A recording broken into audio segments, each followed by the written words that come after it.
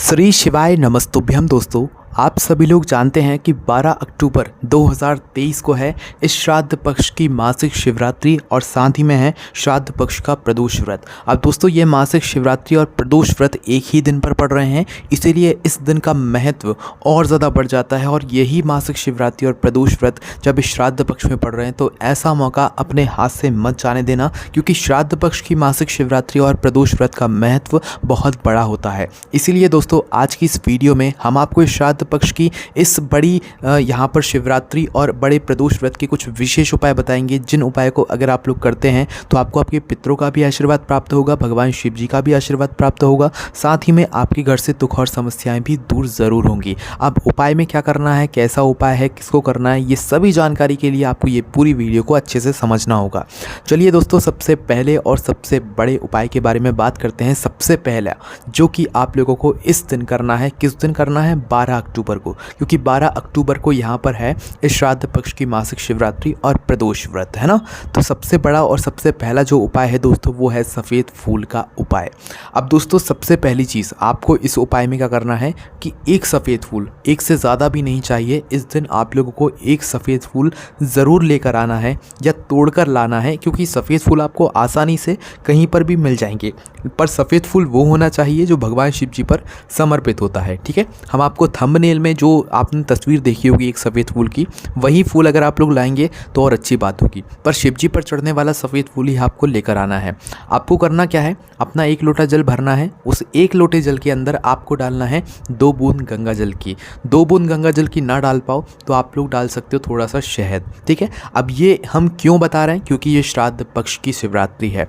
तो 1 लोटा जल के अंदर या तो आप 2 बूंद गंगा जल की डाल लो, गंगा जल नहीं है तो थोड़ा सा शहद डाल लो। ठीक है, डालने के बाद फिर इस 1 लोटे जल को तैयार करके अपने साथ में एक सफ़ेद फूल, देखो एक मिल जाए तो एक बहुत है, और एक से ज़्यादा मिल जाए तो वो भी बहुत है, बहुत अच्छी बात है। ठीक है, तो आपको एक सफ़ेद फूल तो लेकर ही जाना है, और इस सफ़ेद फूल को अपने जल के अंदर डालकर नहीं ले जाना है, इस बात का ध्यान रखना।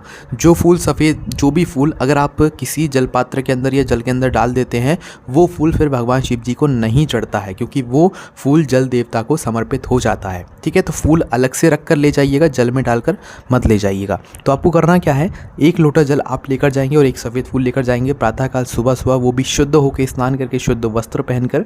सबसे पहले जाकर आप शिव जी पर यह 2 बूंद गंगा जल वाला या शहद वाला जो जल है ये शिव जी पर चढ़ाएंगे। ठीक है, शिव जी पर अगर रुक रुक के जल चढ़ाएंगे तो 27 बार आप लोग चाहे तो चढ़ा सकते हैं श्राद्ध पक्ष की शिवरात्रि के दिन। कितनी बार, 27 बार आप लोग चाहें तो रुक रुक के भगवान शिव जी की शिवलिंग पर इस जल को चढ़ा सकते हैं। ठीक है, चाहे तो एक बार में भी चढ़ाएंगे तो भी कोई दिक्कत नहीं है। ठीक है, तो आपने जल चढ़ा दिया। अब जल चढ़ाने के बाद आता है मेन काम, जो कि है ये फूल वाला उपाय।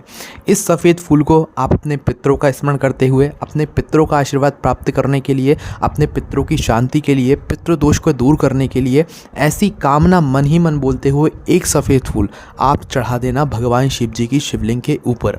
जो उस फूल का खिला हुआ भाग होगा वो आपकी तरफ या सामने की तरफ होना चाहिए, जिस तरफ से जल बहता हुआ जाता है। ऐसा ना हो कि आपने सफ़ेद फूल का मुख पीछे की तरफ कर दिया हो। ठीक है, सामने की तरफ उस सफ़ेद फूल का मुख होना चाहिए, इस बात का आपको ध्यान रखना है। तो मात्र एक सफ़ेद फूल चढ़ा के भगवान से हाथ जोड़ के आप लोग प्रार्थना कर लेना। ठीक है, अब दोस्तों एक से ज़्यादा अगर आप लोग सफ़ेद फूल लाए हो ना, तो यही एक से ज़्यादा सफ़ेद फूल अगर आप लोग शाम के समय लाओगे तो और ज़्यादा बेहतर होगा, क्योंकि दोस्तों श्राद्ध पक्ष की मासिक शिवरात्रि और श्राद्ध पक्ष के प्रदोष व्रत के दिन जो व्यक्ति शाम के समय प्रदोष काल में भगवान शिव जी का सफ़ेद फूलों की पंखुड़ियों से श्रृंगार कर देगा ना, भगवान शिव जी उसके जीवन में धन के भंडार भर देंगे। किसके, सफ़ेद फूलों की पंखुड़ियों से। सफ़ेद फूल आते हैं, उनकी पंखुड़ियों को तोड़ लेना और फिर किसी में इकट्ठा करके शाम के समय प्रदोष काल में जाना आप लोग। किस दिन, मासिक शिवरात्रि के दिन, वो भी श्राद्ध पक्ष की 12 अक्टूबर 2023 को। भगवान शिव जी के मंदिर पहुंचकर शाम के समय आप फिर करना इन सफ़ेद फूलों की पंखुड़ियों से भगवान शिव जी की पूरी शिवलिंग का श्रृंगार। शिवलिंग का भी करना, जलाधारी का भी करना और आसपास की जगह का भी करना। फिर देखना भगवान शिव कैसे आपको पितरों का भी आपको आशीर्वाद प्राप्त करा देंगे, आपके पितरों को भी मोक्ष प्रदान कर देंगे और आपको पितृदोष से भी जो है मुक्ति दिला देंगे। ठीक है, तो ये वाला उपाय आप ज़रूर करके देखना। चलिए दोस्तों, अब हम बात करते हैं अगले उपाय के बारे में, जो कि आपको इस श्राद्ध पक्ष की शिवरात्रि के दिन ज़रूर करना चाहिए। अब इस उपाय में क्या करना है और किस लिए ये उपाय करना है वो आप लोग सबसे पहले सुन लो। अगर आप लोग चाहते हैं कि आपका कोई व्यापार है वो सही से नहीं चल रहा है, या ज़िंदगी में दुख और समस्याएँ बहुत बढ़ गई हैं, बीमारियों ने आपके जो जीवन में पहरा दे दिया है, मतलब बीमारियाँ आपके घर परिवार में आ रही हैं, तो ऐसी कुछ समस्या चल रही है, तो आपको ये वाला उपाय इस दिन ज़रूर करना चाहिए। और इस दिन ये वाला उपाय करने का जो फल है ना, वो निश्चित ही आपको बहुत बड़ा होकर मिलेगा। क्योंकि दोस्तों, श्राद्ध पक्ष की शिवरात्रि छोटी नहीं होती है, बहुत बड़ी शिवरात्रि होती है। तो इस उपाय को करने के लिए सबसे पहले आपको लेना है एक शमी पत्र। कितना? एक शमी पत्र, 5 बेलपत्र। कितनी? 5, है ना। एक शमी पत्र, 5 बेलपत्र, एक लोटा लेना है। उस लोटे के अंदर आपको जल भरना है।